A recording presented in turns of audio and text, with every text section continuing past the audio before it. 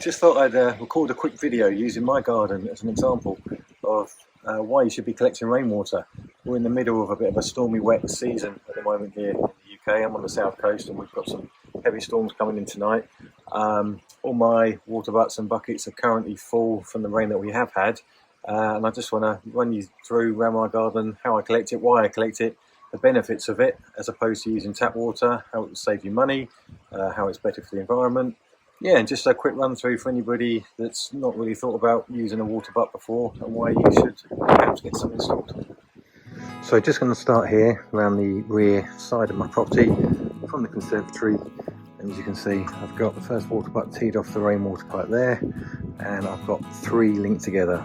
These are all 210 litres each, so there's a lot of water there by themselves. I also keep these 3 big buckets underneath. Now I use these when I want to withdraw the water from the butts to top up the wildlife pond, but at the minute, I mean, they're just over half full with just rainwater themselves that we've had, so gaining even more there.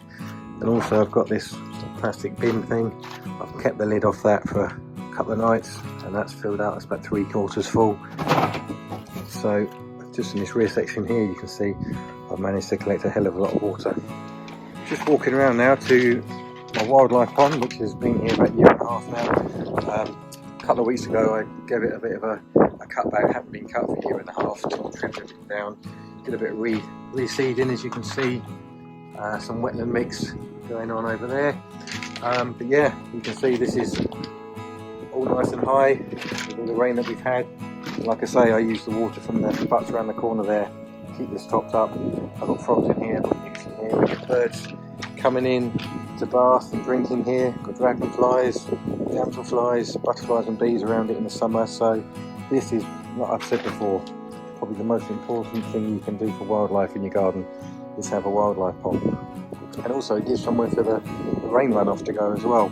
You know, saves it waste into drains. It's not having to be processed, which obviously is not good for the environment. It costs your councils and governments money. So the more you can store and use yourself, the less strain you're putting on the system. So yeah, so this is the wildlife pond section. I have over past the waterfall and stream section for my other fish pond.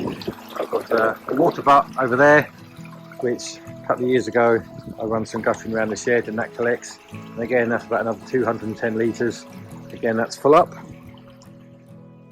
And now I've got the fish pond covered over at the moment. So over here, this is a water butt.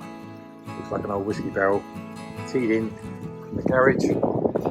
What I've done with this one, this is actually like a top up for the fish pond. As you can see, I've got this, as you've seen in my pond creation video, I've got a plastic pipe that runs round, goes under the floor here and goes through a float valve like you find in a plumbing storage tank. And when the pond water level drops, as it will do from evaporation when it's hot weather and general splashing from the waterfall in the stream section, that will automatically top up. So that one I pretty much leave alone. I have got the tap in at the bottom here, but that really just is an autofill, like a storage tank for the pond and stream. And then my last one is a slightly smaller water butt here in the corner. This takes the water from the shed, and that is where that is kept.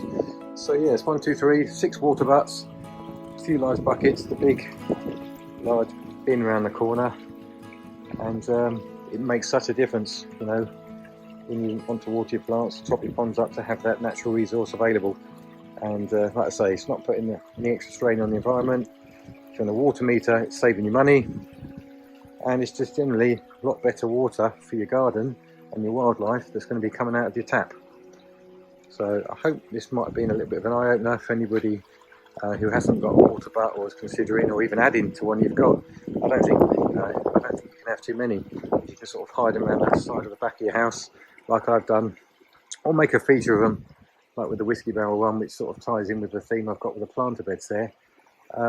You know, I don't think it does any harm at all.